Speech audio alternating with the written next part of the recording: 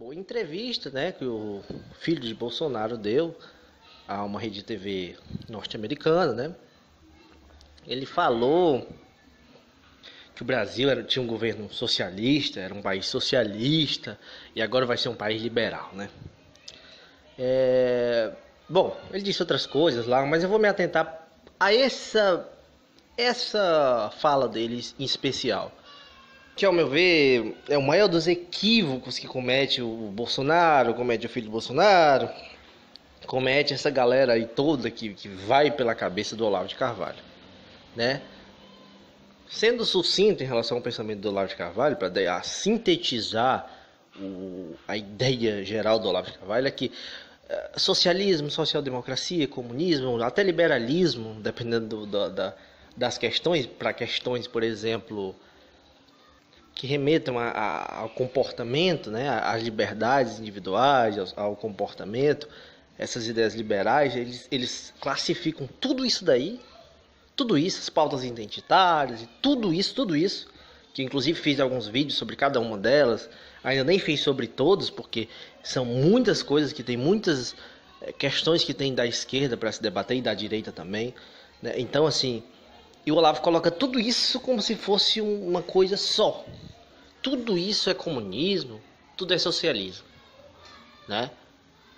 Então, como tem o governo PT, que é um governo que tem aspirações sociais-democratas e que tem um cunho, assim, tem dentro do PT talvez algumas pessoas que têm aspirações até socialistas, porém a política do PT é uma política que flerta, digamos assim, com ideias sociais-democratas. É importante ter todo cuidado quando a gente fala sobre o PT, por exemplo, porque realmente é um partido complexo, e foi um governo complexo sobre esse aspecto ideológico, né? Tem todo um contexto do país e do mundo que devem ser levados em consideração. Pelo seguinte, do ponto de vista econômico, o Brasil é um país liberal, né? É um país liberal, tanto é que os economistas ali que estavam no governo do PT, estavam no governo... Inclusive, por exemplo, vou dar um exemplo aqui do governo, o Temer tinha o Meirelles como ministro, né, que é o liberal. O governo do PT, com Lula, também teve o Meirelles.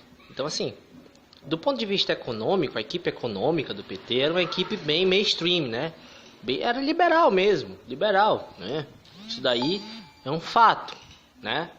Bom, qual a diferença, assim, então, do PT, por exemplo, para um outro partido liberal mesmo? Senão vão estar todo mundo dizendo assim, bom, mas é a mesma coisa, então...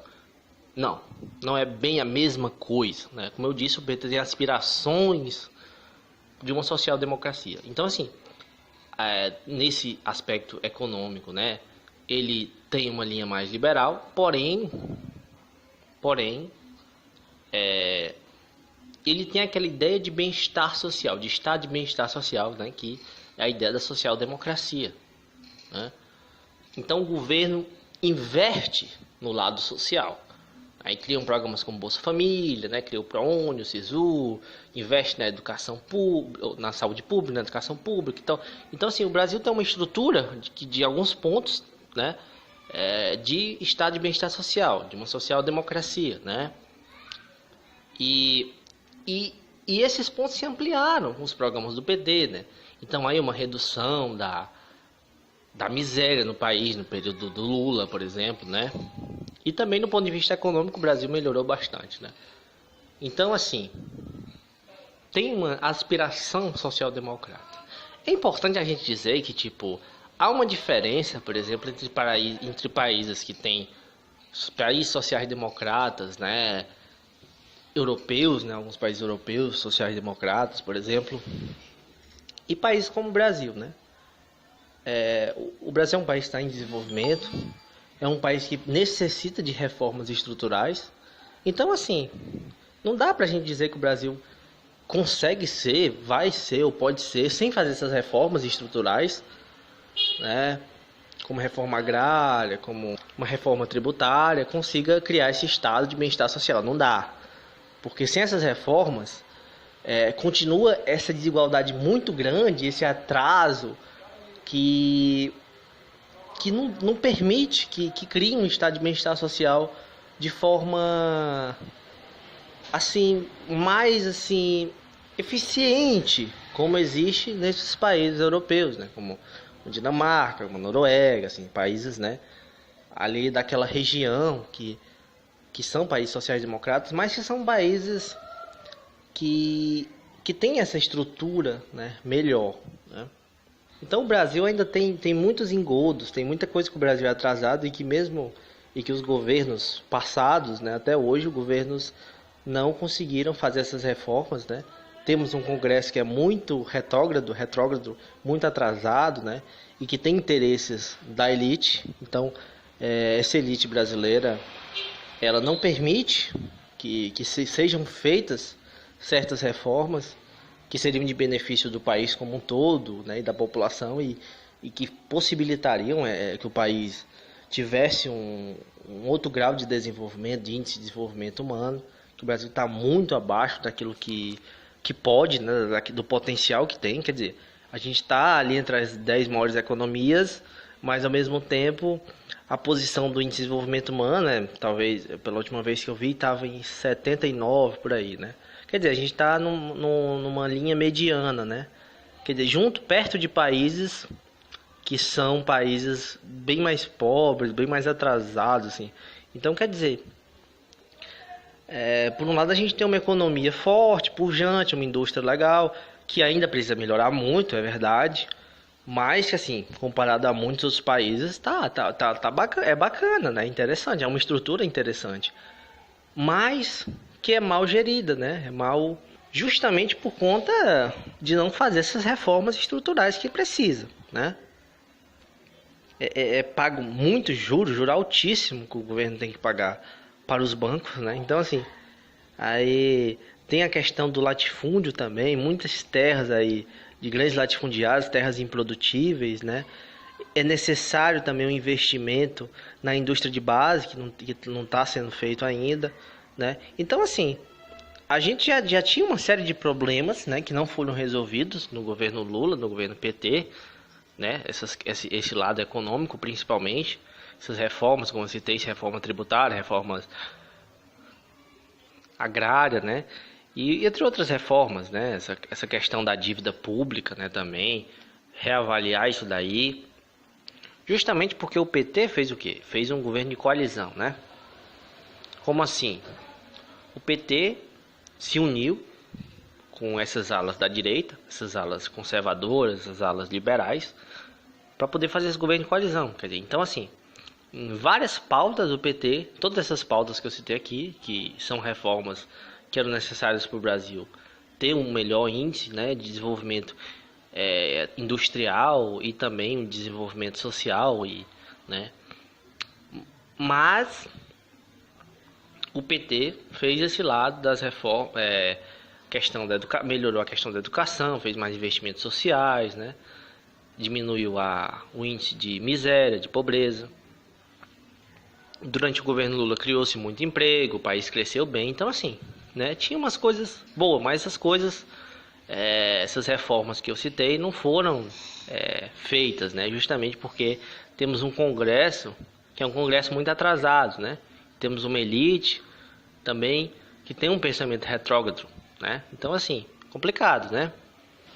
Então assim, né, dentro de um país como o nosso, de capitalismo periférico, né, quer dizer, um modelo de capitalismo atrasado, com ideias atrasadas, né, o Brasil não consegue sequer ter um modelo de social-democracia eficiente, né? Tem uma dificuldade enorme para ter, e vai ter ainda uma dificuldade enorme para ter um modelo de social-democracia, e porque tem que fazer essas reformas de base para poder atingir isso, para poder conseguir ter esse modelo de social-democracia, ou mesmo modelo de um capitalismo como tem em outros países, justamente porque segue um modelo atrasado, né, de capitalismo. Então assim, se a gente não está nem conseguindo atingir essa social-democracia, nem esse capitalismo menos cruel, como é que se pode falar que a gente é um país socialista? Não tem sentido, né? Então, ou ele provavelmente nem sabe o que significa a palavra socialismo, né? Porque o socialismo é um rompimento total com o capitalismo. É um rompimento com o capitalismo. Não tem como ter um capitalismo e ao mesmo tempo ter o socialismo, sabe? Isso é uma ideia absurda. Porque para ver socialismo, o que aconteceu? O Estado ele teria que se apropriar de todos os meios de produção. Não teria um capital privado, empresas privadas, né? E teria um controle rígido, por exemplo, de preços e tudo, e de produção. Então, assim, o Estado ia decidir o que produzir, quando produzir, como produzir, para quem produzir, que preço que ele iria disponibilizar. Então, assim, é um controle do Estado sobre a economia de um modo bem forte. Então, não existe isso no Brasil e nenhum outro país do mundo. O país que mais próximo chegou disso foi a União Soviética, né? Na época, a União das Repúblicas Soviéticas tinham esse modelo mais rígido, né? Onde o Estado se apropriava, né, de tudo, né? Teve uma revolução. Primeiro que como é um rompimento com o capitalismo total, com o sistema capitalista, né? Ou com um sistema vigente que tenha qualquer, tem que ter por meio de uma revolução. Tem uma revolução. E ali, a partir daquilo, se rompe tudo e cria-se um modelo socialista, onde há um rígido controle por parte do Estado, né? Não existe esse negócio de empresa privada e tudo. E no Brasil tem sim, tanto empresas privadas nacionais como internacionais. Então, assim, não faz o menor sentido achar que tem investimentos estrangeiros também, por exemplo, e o Brasil comercializa com todo mundo. É outra mentira que o Bolsonaro diz, que o Brasil não comercializa com o mundo, só comercializa com alguns países socialistas, segundo ele. Mas outra mentira dele, né? Eu queria que alguém provasse isso, mostrasse os dados, porque os dados dizem o contrário. Diz que o Brasil comercializa com o mundo todo. Então, assim, não sei qual é as fontes desse cara. Será que ele só leu o Olavo? Só pode. Tanto ele como o filho dele.